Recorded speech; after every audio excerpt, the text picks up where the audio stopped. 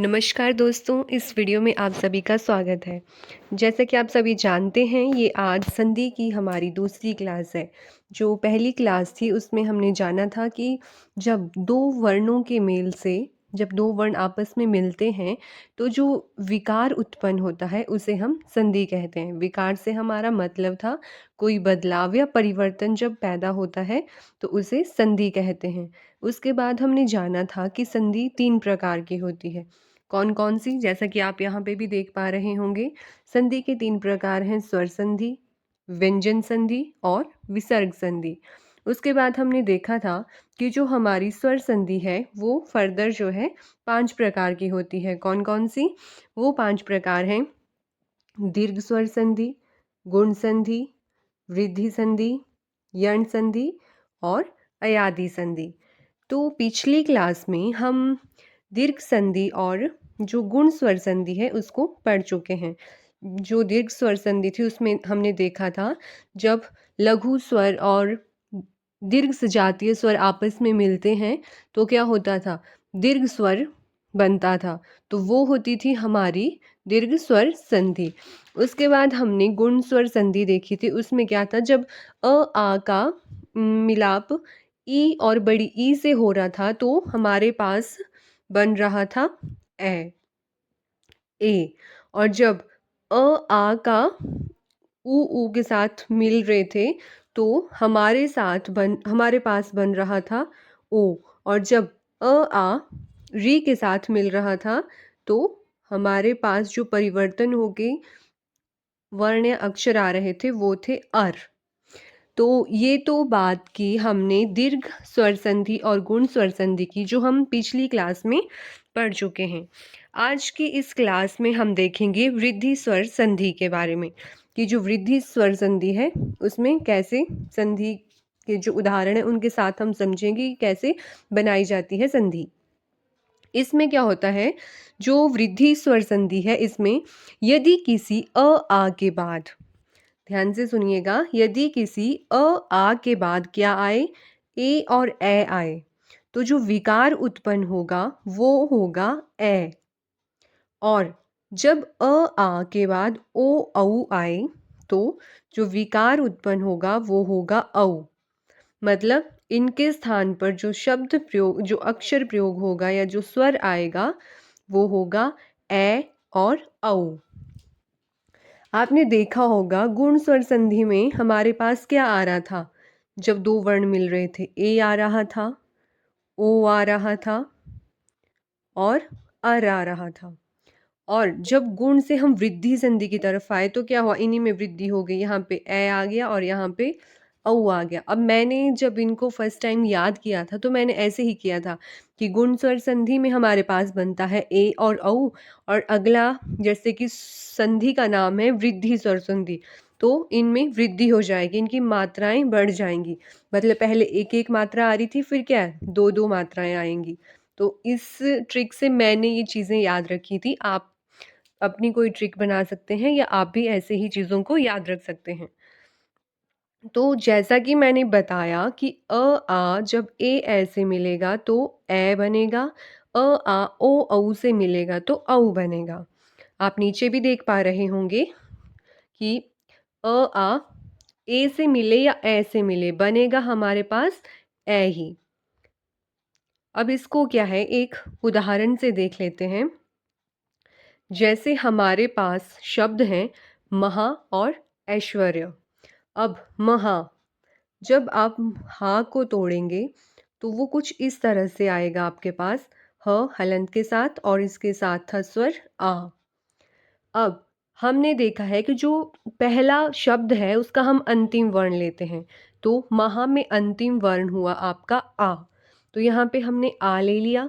और दूसरा जो शब्द होता है उसका हम पहला वर्ण लेते हैं।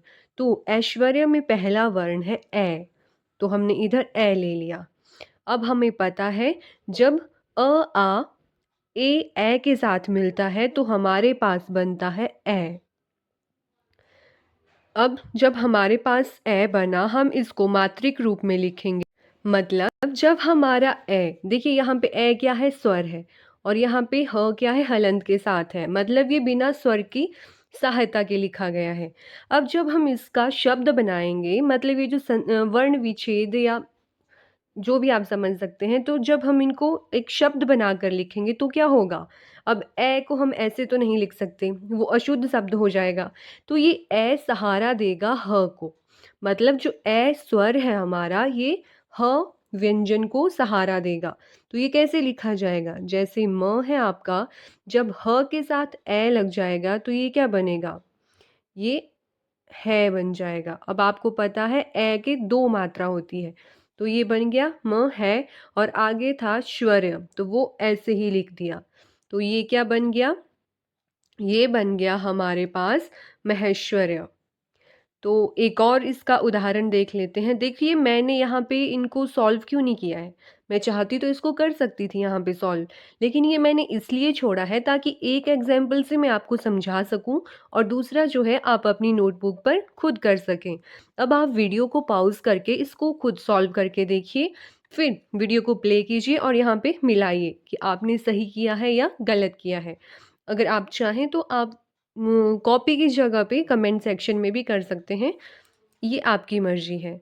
तो चलिए जो इसका दूसरा उदाहरण है उसको भी देख लेते हैं। हमारे पास शब्द है सदा प्लस एव। अब हमें पता है जो सदा है उसको हम कैसे लिख सकते हैं, स को तो ऐसे ही रहने दीजिए। दा, दा में है हमारा दो वर्ण, कौन कौन सा, एक तो है हमारा द हलंत के साथ, प्लस आ स्वर के साथ है ये, ठीक है।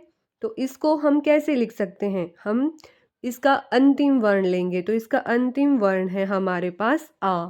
तो यहाँ पे हमारे पास ये रह जाएगा ऐसे ही, स, द रह गया हमारे पास ऐसे ही, यहाँ से हमने आ को निकाल लिया, हाँ दा में से आ को निकाल दिया, प्लस यहाँ से हम दूसरे शब्द का पहला वर्ण लेंगे, तो ये ले लिया, और लास्ट में हमारे पास ऊपर बच गया व।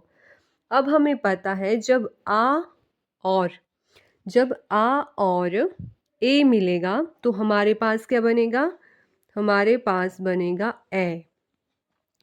अब ए बन गया, जब हम इसका शब्द बनाएंगे तो ये ए जो है, ये जो हमारे पास द है इसको पूरा करेगा, सहारा देगा। कैसे, द ए जो है द के साथ मात्रिक रूप में आएगा, और हमें पता है ए की होती है दो मात्राएं, और ये तो हो गया। अब लास्ट में बचा व, तो ये हो गया हमारे पास सदैव। आई होप आपको ये समझ आ गया होगा। आप इसके जैसे और एग्जाम्पल भी कर सकते हैं इसको समझने के लिए। अब आगे हम देखेंगे, जब आ ओ औ के साथ मिलता है तो क्या बनता है, तब हमारे पास आता है औ, जिसको कई औ भी पढ़ते हैं। मतलब जो पहला शब्द होगा उसमें अ या आ कुछ भी हो सकता है, और जो दूसरा शब्द होगा उसमें ओ या औ में से कोई भी एक स्वर हो सकता है, और जब ये आपस में मिलेंगे तो बनेगा औ। चाहे अ और ओ मिले या आ या ओ मिले, बनेगा क्या, सिर्फ औ बनेगा।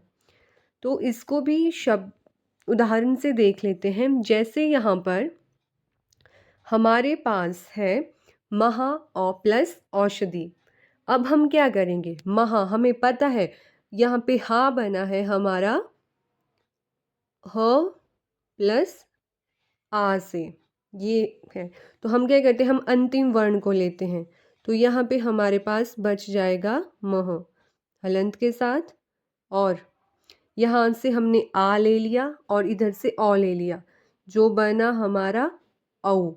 तो इसको लिख लेते हैं ऐसे, ये आ गया हमारा औ, और यहाँ से हमने औ को तो ले लिया था।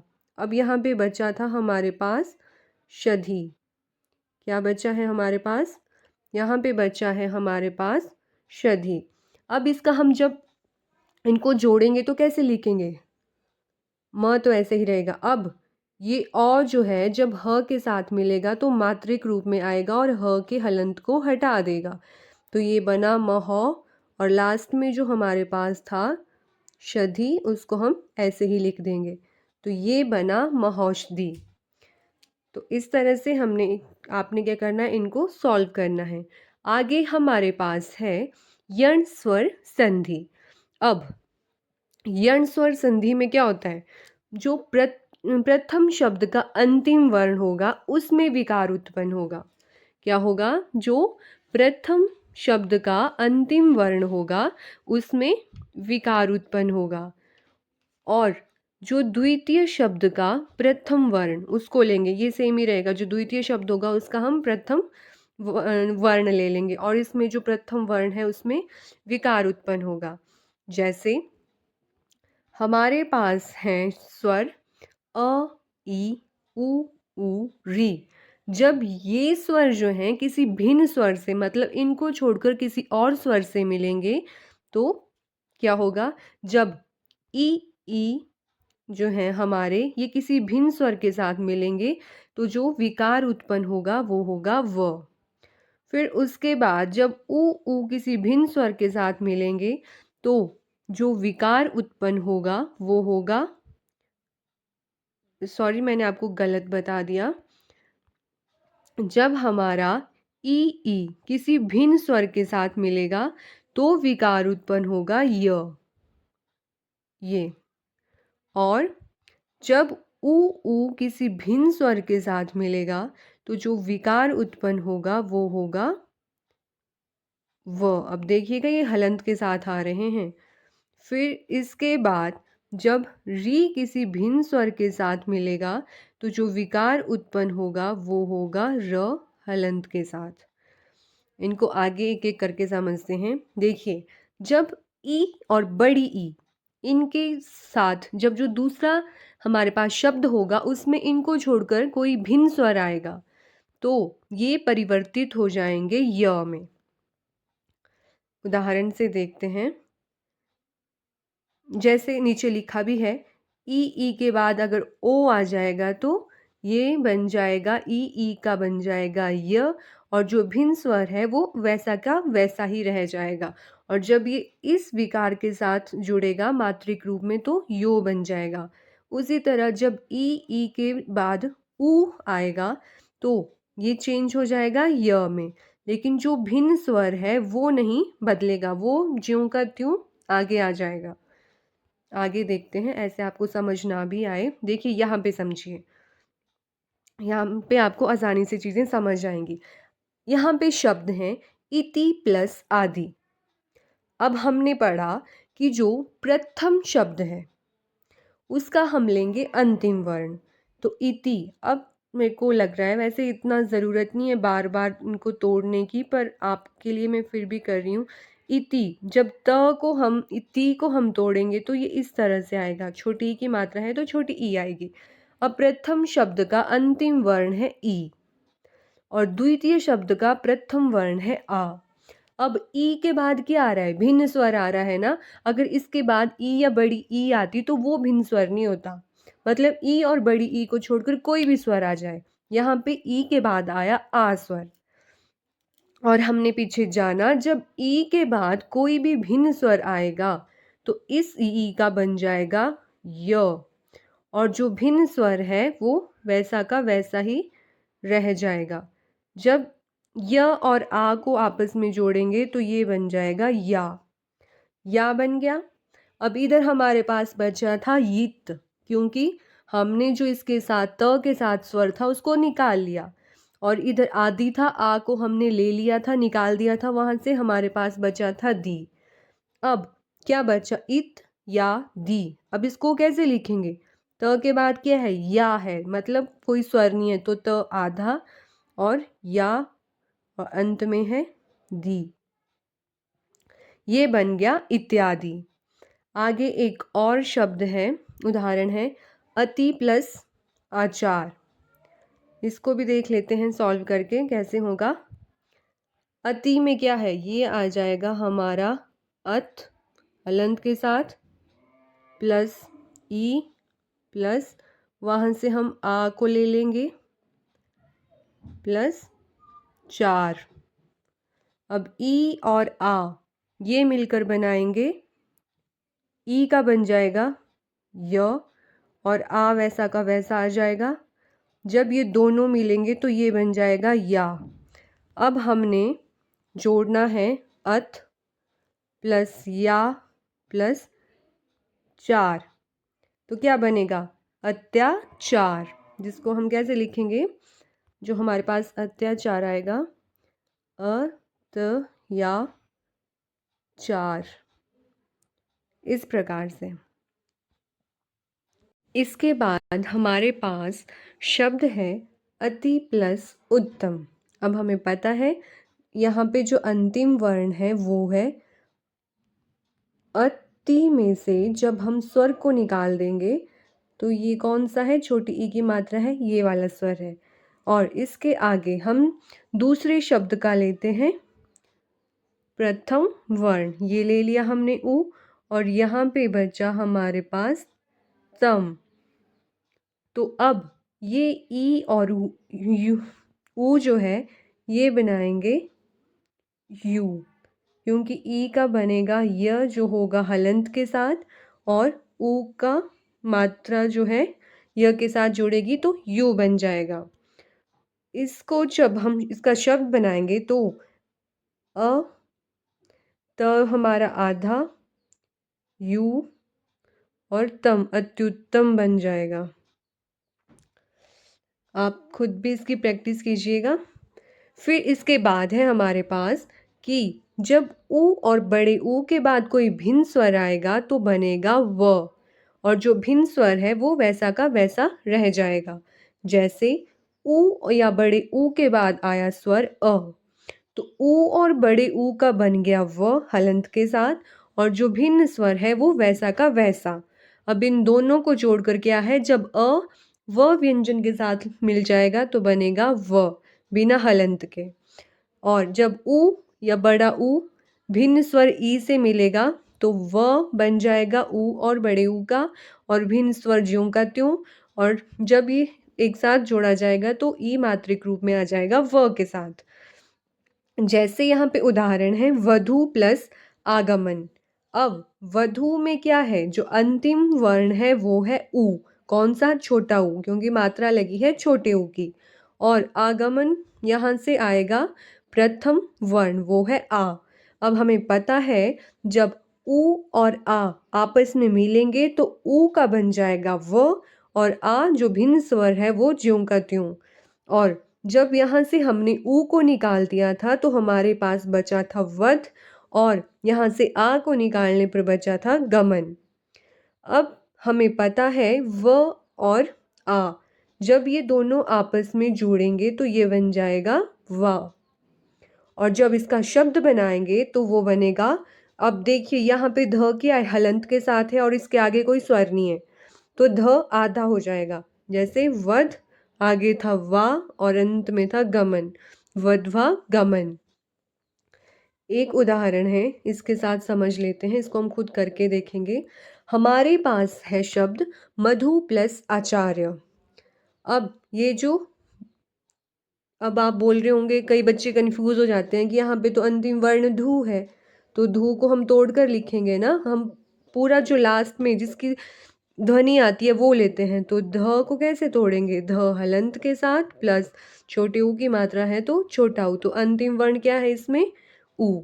अब देख लेते हैं, जैसे इसको हम कैसे लिख सकते हैं, मध हलंत के साथ और इसमें से निकाला ऊ को, और दूसरा जो शब्द होता है उसका अंतिम वर्ण लेते हैं वो है, सॉरी प्रथम वर्ण लेते हैं वो है आ, और यहाँ पे बच गया हमारे पास चार्य, तो चार्य को हम ऐसे लिख देंगे। अब यहाँ पे ऊ जो स्वर है उसका मिलन हुआ भिन्न स्वर आ से, तो हमें पता है इस कंडीशन में क्या होता है, जो हमारा ऊ है उसका क्या बन जाएगा, उसका बन जाएगा व, और जो भिन्न स्वर है वो वैसा का वैसा ही रह जाता है। अब इन दोनों को जब मिलाएंगे तो ये बन जाएगा वा, ये स्वर व के साथ मिल जाएगा। अब हमारे पास ऊपर बचा था, इंक चेंज कर लेते हैं, मध। अब ध है, इसके बाद वा आएगा, मतलब ध को कोई सहारा नहीं मिल रहा है, इसके बाद कोई स्वर नहीं आ रहा है, तो ध को हम कैसे लिखते हैं जब हमने आधा ध लिखना हो? ये हो गया, मध हो गया, इसका बना हमारे पास वा, तो इसके बाद आएगा मध्वा, और यहाँ पे बच गया था चार्य, तो इसका बन जाएगा हमारे पास मध्वाचार्य। इसके बाद आगे देखते हैं, जब री है वो आएगा किसी भिन्न स्वर के साथ, तो क्या बनेगा?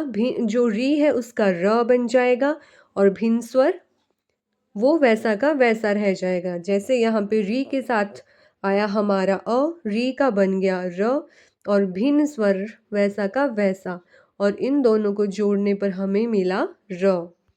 उदाहरण के साथ देखते हैं, शब्द है पितरी प्लस आज्ञा। अब पितरी को कैसे तोड़ के लिखेंगे? पी त्री, ये है ना।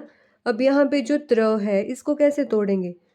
त हलंत के साथ प्लस री, ऐसे लिखते हैं ना, त्री। अब इसमें पितरी में अंतिम वर्ण है री, तो यहाँ से निकाल दिया हमने री को, और दूसरे शब्द का प्रथम वर्ण है आ। अब यहाँ पे री का मिलन किसके साथ हो रहा है? भिन्न स्वर आ के साथ, तो हमें पता है री का बन जाएगा र, और जो भिन्न स्वर है वो वैसा का वैसा रहेगा। और ऊपर हमारे पास जब हमने री को यहाँ से निकाल दिया तो हमारे पास बचा था पित्त, और यहाँ पे हमारे पास आ को हमने नीचे ले लिया था, बचा था ज्ञा। अब जब इसको जोड़ कर लिखेंगे तो क्या हुआ? पित्त, र के साथ आ है ना, मतलब र के बाद स्वर आ रहा है आ, तो ये इसके साथ मिलके बनाएगा रा, और अंत में था ज्ञा। अब हमें पता है हम ये जो पित्राज्ञ है इसको त को इस रूप में नहीं लिखते, तो इसका क्या होगा? हम इसको कैसे लिखेंगे? तरा ऐसे नहीं कभी आता कि त आधा यूं, हमें पता है इसको हम कैसे लिख सकते हैं? त और नीचे र, इसका मतलब क्या है? त आधा और र ने सहारा दिया है तो र पूरा। जब पाई वाले शब्दों के साथ र का प्रयोग नीचे होता है तो उसका मतलब होता है पाई वाला शब्द आधा है, और र जो नीचे लगा हुआ है वो उसके पूर्ण रूप में है। तो इसको जब हम शब्द बनाएंगे तो इसको हम लिखेंगे पी त्राज्ञा, ऐसे। ये र हो गया, ये त आधा, और पित्राज्ञा, ये हमारा शब्द बन गया। कन्फ्यूजन हो तो क्या करना है? उसका वर्ण विच्छेद कर लो। प के साथ है हमारी छोटी ई, ये बन गया पी त्राज्ञा। त की आवाज आ रही है पहले, त्राज्ञा मतलब त आधा है, उसको यूं लिखेंगे रा, र स्वर आ गया साथ में आ, और ज्ञ साथ में आ गया आ, ऐसे होगा इसका वर्ण विच्छेद।